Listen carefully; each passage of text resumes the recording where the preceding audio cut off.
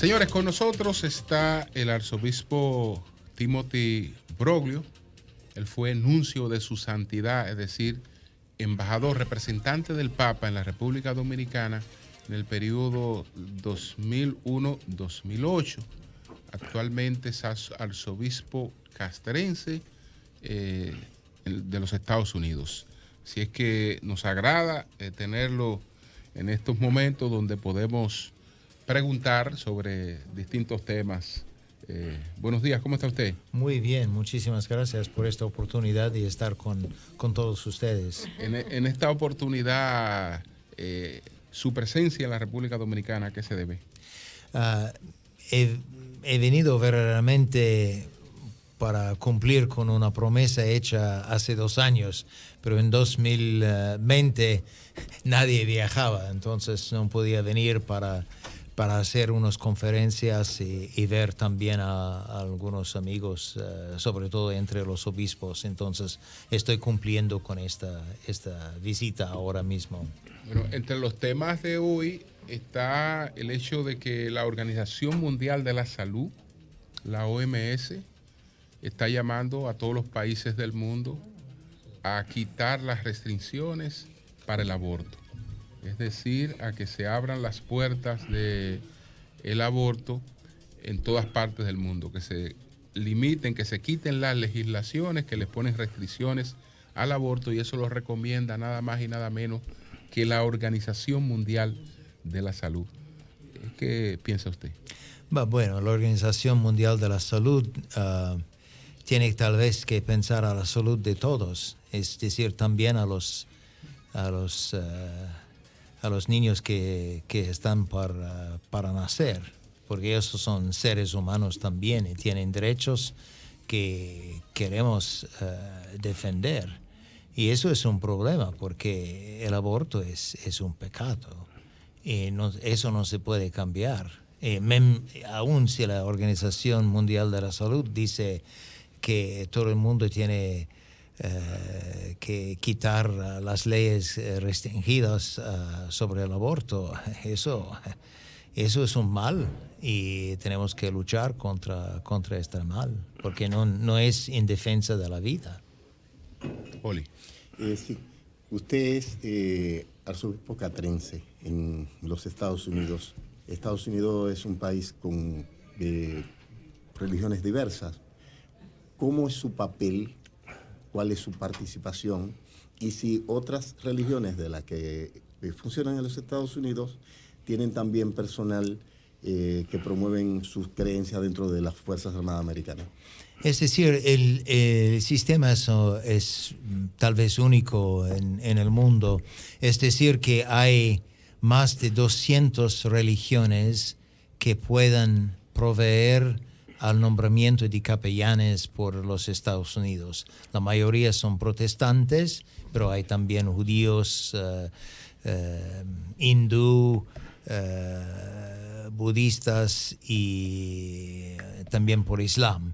Yo soy el único que puede determinar que un sacerdote católico sea capellán para los militares en Estados Unidos. Pero mi papel es como de cualquier otro obispo. Entonces tengo que proveer a todo lo que una diócesis daría a los militares como a los civiles en una diócesis territorial. La diferencia es que mi diócesis es personal, entonces tengo que viajar para visitar a mi gente, tengo que proveer a la educación religiosa, tengo que asegurar los sacramentos, tenemos también un tribunal por determinar las cuestiones matrimoniales, y también tenemos todos los sacramentos que se celebran en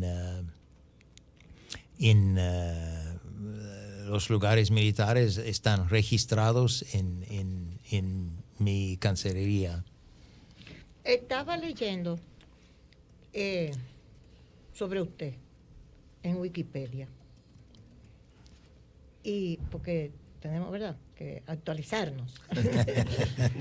Y según entiendo, usted pertenece a la Orden de los Jesuitas. Yo le iba a preguntar eso.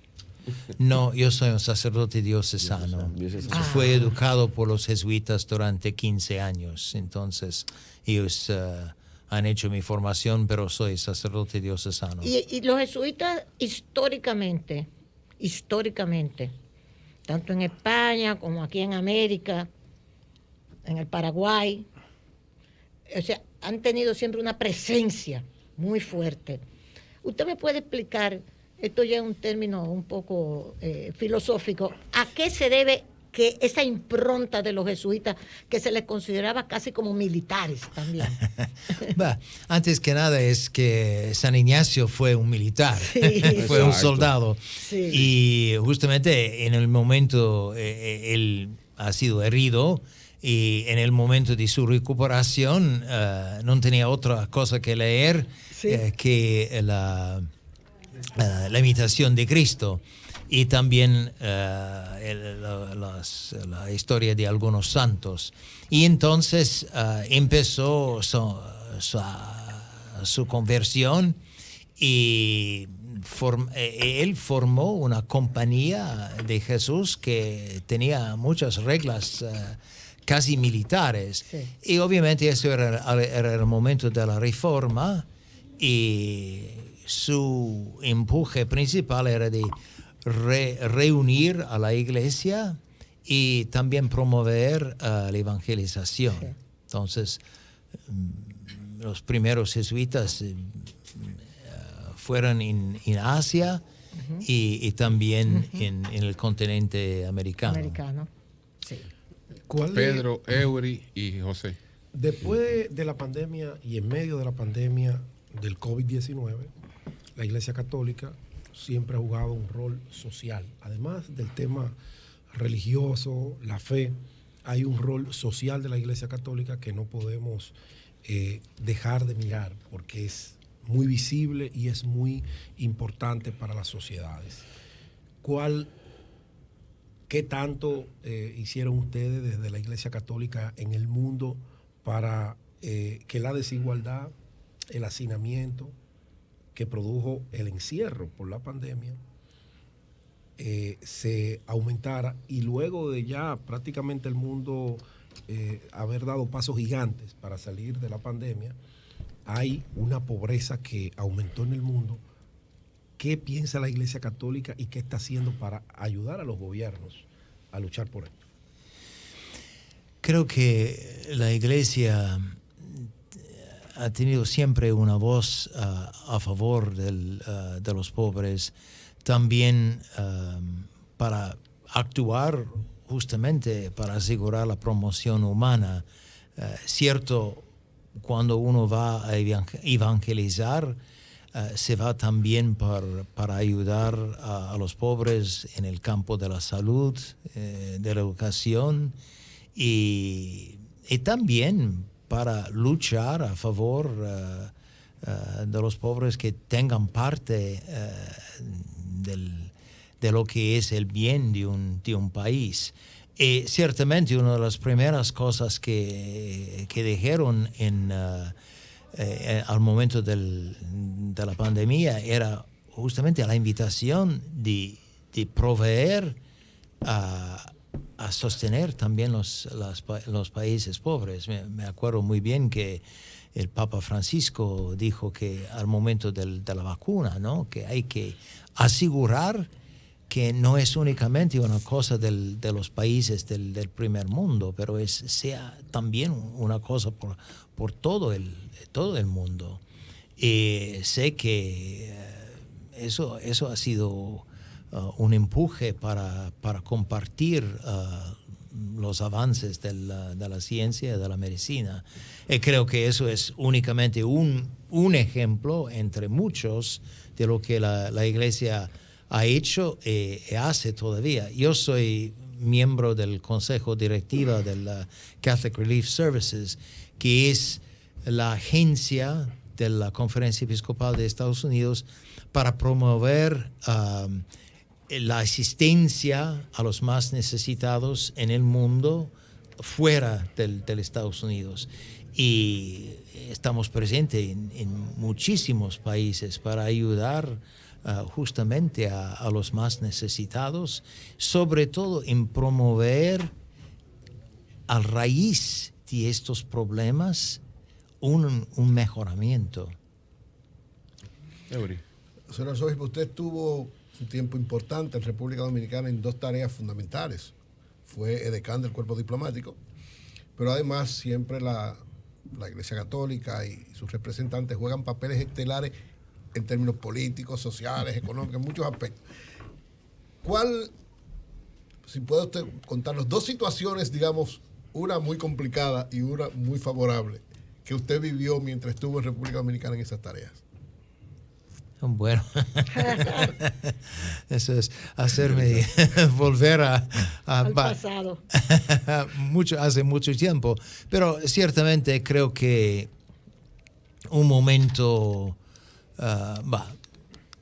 momentos favorables han sido ciertamente los nombramientos de los obispos y pienso enseguida al cambio por cuando Monseñor de la Rosa fue nombrado arzobispo de Santiago o Monseñor Diomedes a Mao Montecristi. Cierto, esos son momentos de celebrar en la iglesia y son momentos obviamente de un gozo. Por el nuncio apostólico es un momento muy, muy importante. Si pienso a un momento difícil, bueno, tal vez fueron las elecciones presidenciales que estuve presente entre cuando salió el presidente Mejía, fue elegido el presidente Leonel Fernández. Y me acuerdo que era un tiempo de mucha tensión y pidieron al cuerpo diplomático más o menos a garantizar con su presencia la equidad de las elecciones. Eso sí fue un momento de tensión, pero ciertamente un momento en que la República demostró su madurez, porque fue una transición pacífica y sin mayores dificultades. Pero me acuerdo que eran tiempos un poco tensos, un poco de tensión.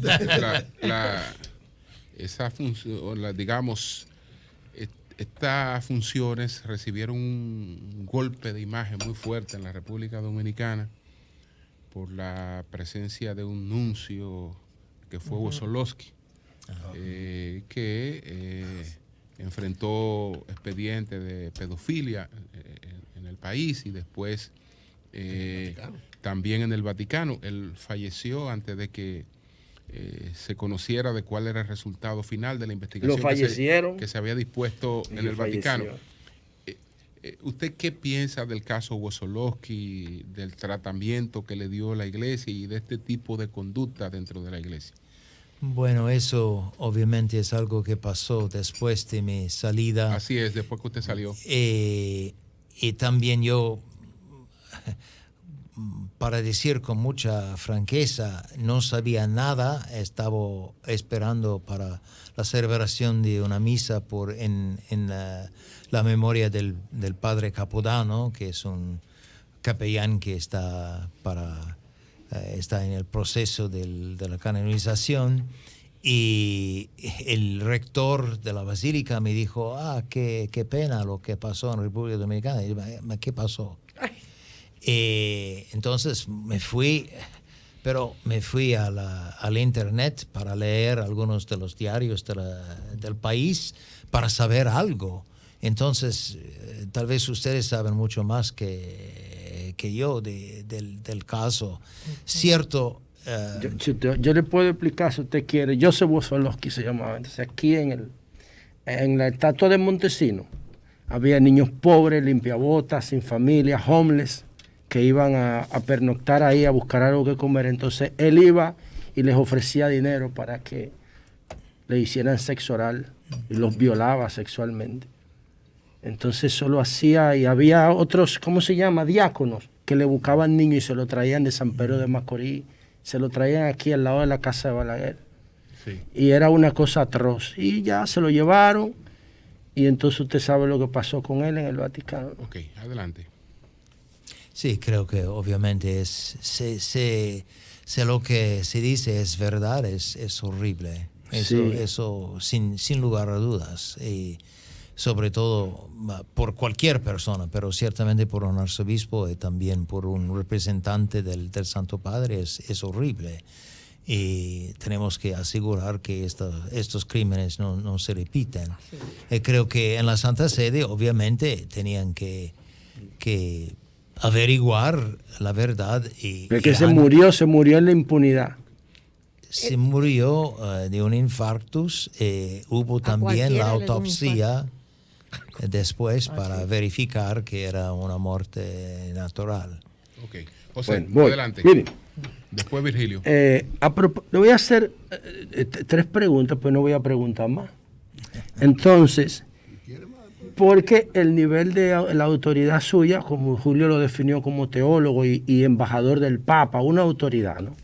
Y la imagen suya aquí es muy buena. Todo el mundo no tiene opinión negativa de usted. Pero la religión es un tema muy controversial. Entonces yo le quería hacer 3 preguntas para que usted me las responda. ¿Sí? Adelante. A propósito del tema de Joseph Wozolowski, no hay ninguna evidencia científica que fundamente la necesidad ni la lógica del celibato. Y yo iba a O preguntar sea, eso. ustedes son seres humanos y el sexo es fundamental para la reproducción de su especie.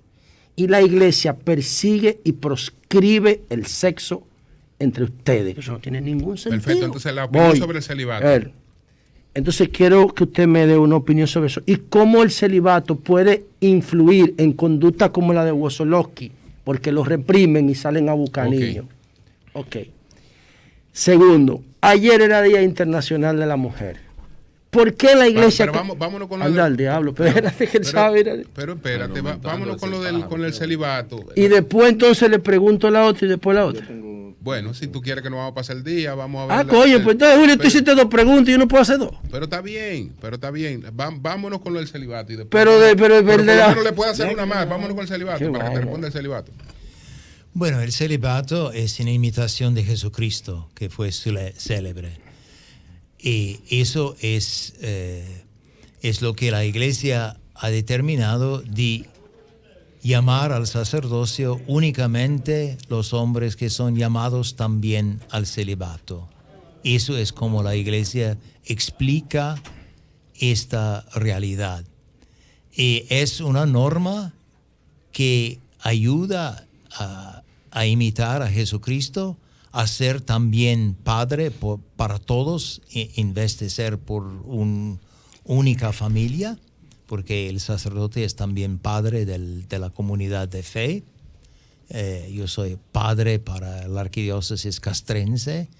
En vez de tener una familia personal, tengo una familia más grande. Y sirve esta familia también con toda mi disponibilidad, con todas las posibilidades que tengo.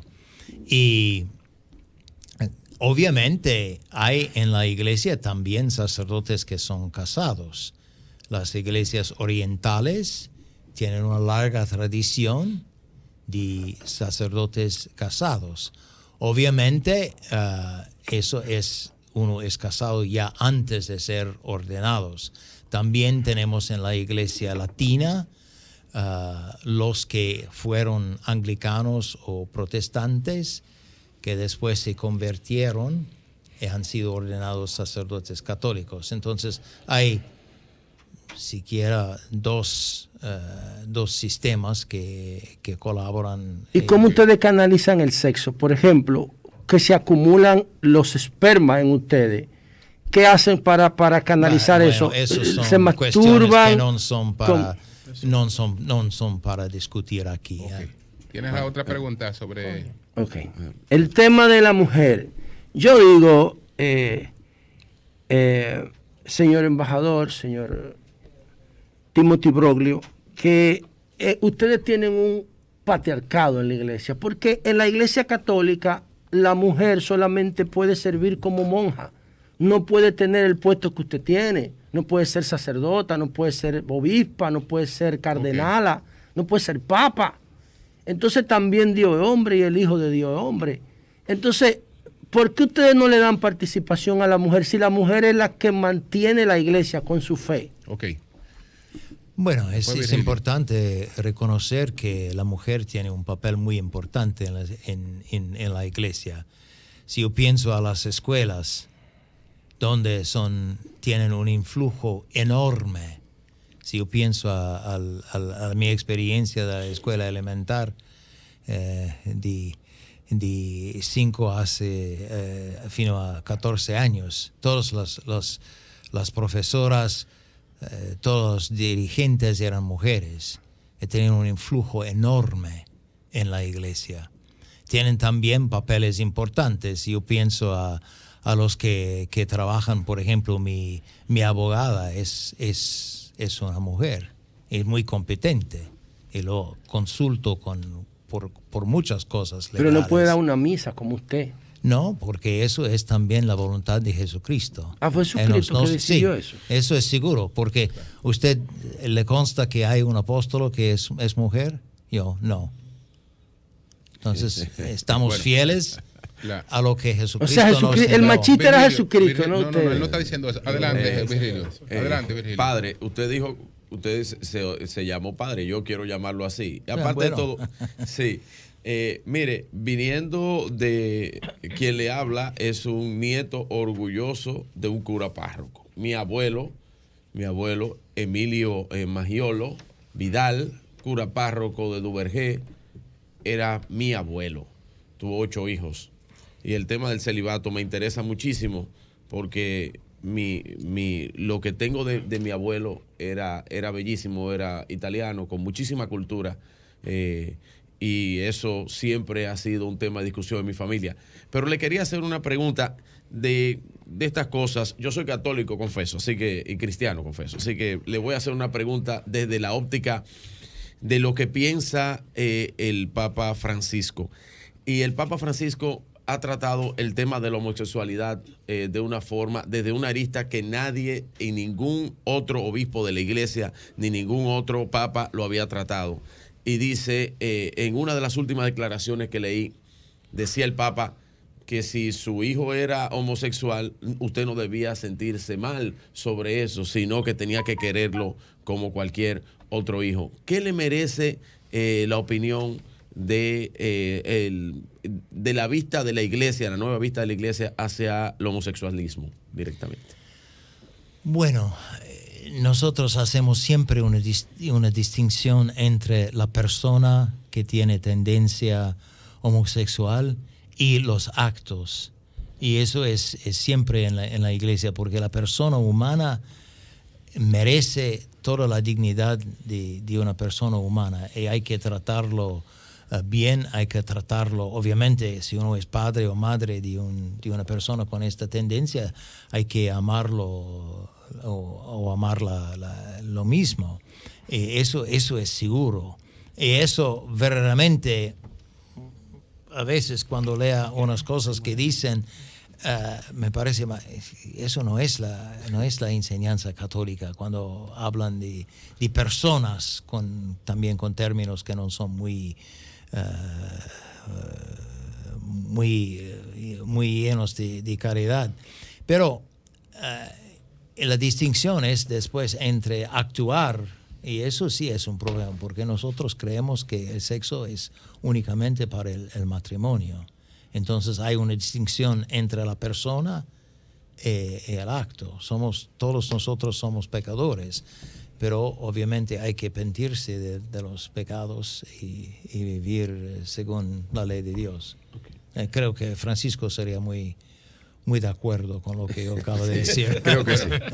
Señor, ¿algún mensaje para el pueblo dominicano? Bueno, yo estoy muy feliz de estar nuevamente entre ustedes y tengo las mejores memorias de mi tiempo, sobre todo por el pueblo, porque el pueblo dominicano es muy acogedor y siempre desde la persona más sencilla hasta las personas con cargos más altos me han siempre acogido de una forma muy